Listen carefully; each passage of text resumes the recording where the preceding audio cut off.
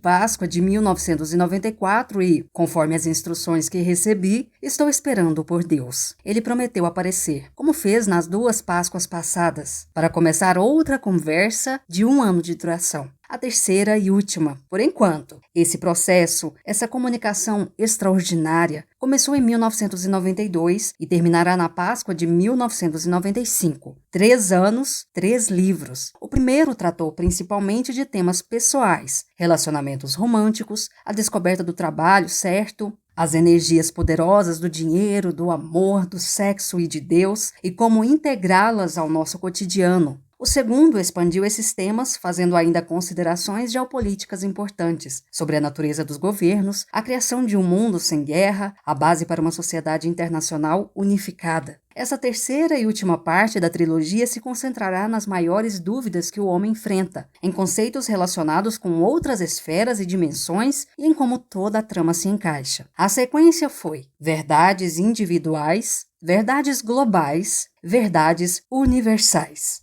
Como ocorreu com os 2 primeiros manuscritos, não tenho a mínima ideia de onde este vai me levar. O processo é simples. Eu escrevo uma pergunta e vejo que pensamentos surgem em minha mente. Se não houver coisa alguma lá, se nenhuma palavra me for ditada, espero até outro dia. No caso do primeiro livro, todo o processo demorou cerca de 1 ano e do segundo mais de 1 ano. Aquele livro ainda estava passando por esse processo quando este começou. Eu espero que este seja o livro mais importante de todos. Pela primeira vez, desde o início deste processo, estou me sentindo muito inibido em relação a ele. 2 meses se passaram desde que escrevi aqueles primeiros 4 ou 5 parágrafos. 2 meses desde a Páscoa e nada surgiu, além da inibição. Passei várias semanas revendo e corrigindo erros na composição tipográfica do manuscrito do primeiro livro desta trilogia. E somente esta semana recebi a versão final, corrigida, do livro 1, apenas para enviá-la de volta para a composição, com 43 erros para corrigir. O segundo livro, ainda em forma manuscrita, só foi terminado na semana passada, com 2 meses de atraso. Deveria estar pronto até a Páscoa de 1994. Este, começado no domingo de Páscoa, apesar do livro 2 ainda não estar terminado, ficou parado na pasta e agora que o livro 2 está pronto, clama por atenção.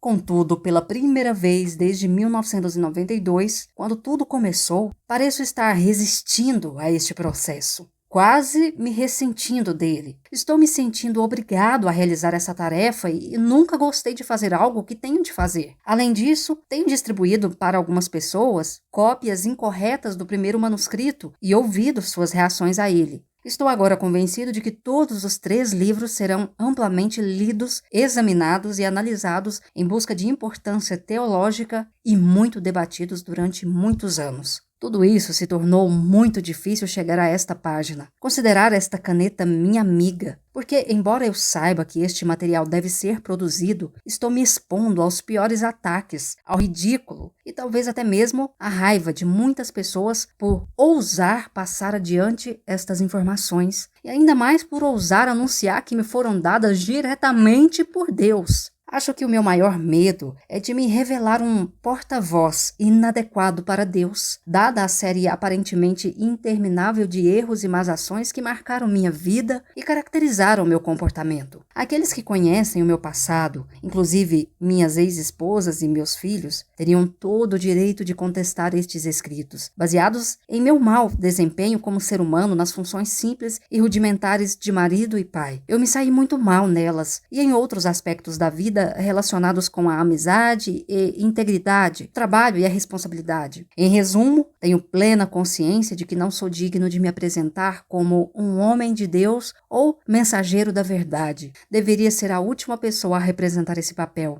ou até mesmo a ter a pretensão de representá-lo. Não faço justiça à verdade presumindo dizê-la, quando toda a minha vida foi um testemunho de minhas fraquezas. Por esses motivos, Deus, eu lhe peço que me desobrigue de ser seu escrevente e que encontre alguém cuja vida seja digna de tal honra. Eu gostaria de terminar o que começamos aqui, apesar de você não estar obrigado a fazer isso. Não tem deveres para comigo ou qualquer outra pessoa, embora eu perceba que sua ideia de que os que têm o levou a se sentir muito culpado. Eu decepcionei pessoas, inclusive meus próprios filhos. Tudo o que aconteceu em sua vida aconteceu de modo perfeito para você e todas as almas envolvidas com você crescerem exatamente do modo que precisavam e queriam crescer. Essa é a desculpa perfeita criada por todos da nova era que desejam fugir da responsabilidade por seus atos e evitar resultados desagradáveis. Eu sinto que fui egoísta, incrivelmente egoísta, na maior parte da minha vida, fazendo o que me agradava sem me preocupar com o impacto que isso causaria nas outras pessoas. Não há nada de errado em fazer o que eu agrada, mas tantas pessoas foram magoadas, decepcionadas. Há apenas a questão do que o agrada mais. Você parece estar dizendo que agora o que o agrada mais são comportamentos que não prejudicam muito ou de modo algum as outras pessoas. O Senhor está sendo muito benevolente. De propósito, você deve aprender a ser gentil consigo mesmo e parar de se julgar. Isso é difícil, principalmente quando as outras pessoas estão tão dispostas a julgar. Acho que vou representar um obstáculo para o Senhor, para a verdade, que se eu insistir em completar e publicar esta trilogia, serei um emissário tão ruim para a sua mensagem que irão descrer dela. Não se pode descrer da verdade. A verdade é a verdade. E não pode ser provada ou refutada, simplesmente é. A maravilha e beleza da minha mensagem não pode ser afetada e não será pelo que as pessoas pensam de você. De fato, você é um dos melhores emissários, porque viveu de um modo que considera longe do perfeito. As pessoas poderão se comparar a você, mesmo enquanto julgam, e se perceberem que está sendo realmente sincero, poderão perdoá-lo por seu passado sórdido. Contudo, eu lhe digo que, enquanto se preocupar com o que os outros pensam de você, eles serão seus donos. Somente quando não precisar de aprovação externa, poderá ser dono de si mesmo. Minha preocupação era mais com a mensagem do que comigo. Estava preocupado com a possibilidade de ser maculada. Se você está preocupado com a mensagem, transmita. Não se preocupe em maculá-la. A mensagem falará por si mesma. Lembre-se do que eu lhe ensinei. O importante não é o quanto uma mensagem é bem recebida, mas o quanto é bem enviada. Também lembre-se de que você ensina o que tem de aprender. Não é necessário ser mestre para falar de mestria. Não é necessário ter atingido o nível de evolução mais elevado para falar do nível de evolução mais elevado. Tente apenas ser autêntico, sincero.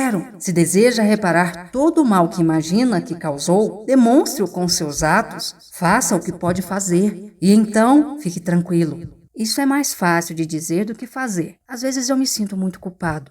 A culpa e o medo são os únicos inimigos do homem. A culpa é importante, ela nos diz quando fizemos algo errado. Não existe o errado, só existe o que não lhe serve. Não falar a verdade sobre quem você é, quem escolhe ser. A culpa é o sentimento que o prende a quem você não é. Mas a culpa é o sentimento que nos faz perceber que nos enganamos. Você está falando sobre consciência, não culpa. Eu lhe digo que a culpa é uma praga que assola a terra, o veneno que mata a planta. Você não crescerá através da culpa, apenas definhará e morrerá. O que busca é a consciência, mas consciência não é culpa e amor não é medo. Eu repito que o medo e a culpa são seus únicos inimigos. O amor e a consciência são seus verdadeiros amigos. Porém, não os confunda, porque seus inimigos o matarão, enquanto seus amigos lhe dão a vida. Então eu não deveria me sentir culpado em relação a coisa alguma? Não, nunca. O que há de bom nisso? Só lhe permite não amar a si mesmo, e isso lhe tira todas as chances de amar outra pessoa. E eu não deveria ter medo de nada? O medo e a cautela são duas coisas diferentes. Seja cauteloso, consciente, mas não medroso, porque o medo apenas paralisa, enquanto a consciência mobiliza. Seja mobilizado, não paralisado. Eu sempre aprendi a temer a Deus. Eu sei, e desde então ficou paralisado em seu relacionamento comigo. Foi apenas quando parou de me temer que pôde formar algum tipo de relacionamento significativo comigo. Se eu pudesse lhe conceder uma dádiva, uma graça especial que lhe permitiria me encontrar, seria ser destemido. Benditos sejam os destemidos, porque conhecerão a Deus. Isso significa que você deve ser bastante destemido para rejeitar o que acha que sabe sobre Deus, para rejeitar o que as outras pessoas lhe disseram sobre Deus, para ousar aceitar sua própria experiência de Deus. E então não deverá se sentir culpado por causa disso. Quando sua própria experiência vai contra o que você achava que sabia e o que as outras pessoas lhe disseram sobre mim, não deve se sentir culpado. O medo e a culpa são os únicos inimigos do homem. Mas há aqueles que dizem que fazer o que o Senhor sugere é compactuar com o demônio, que somente o demônio sugeriria uma coisa dessas. O demônio não existe. Essa é outra coisa que o demônio diria. O demônio diria tudo que Deus diz? Sim, mas de um modo mais engenhoso. O demônio é mais engenhoso que eu? Digamos que mais astuto. Então, o demônio repetiria as minhas palavras, com apenas uma ligeira distorção, o suficiente para tirar alguém do bom caminho. Acho que temos de falar um pouco mais sobre o demônio. Bem, falamos muito sobre ele no livro 1. Pelo visto, não foi o suficiente. Além disso, pode haver aqueles que não leram o livro 1 ou o livro 2. Portanto, acho que um bom ponto de partida seria resumir algumas das verdades contidas nesses livros. Isso preparará o terreno para as verdades mais amplas e universais contidas neste terceiro livro. E também voltaremos a falar sobre o demônio. Quero que você saiba como e por que essa entidade foi inventada.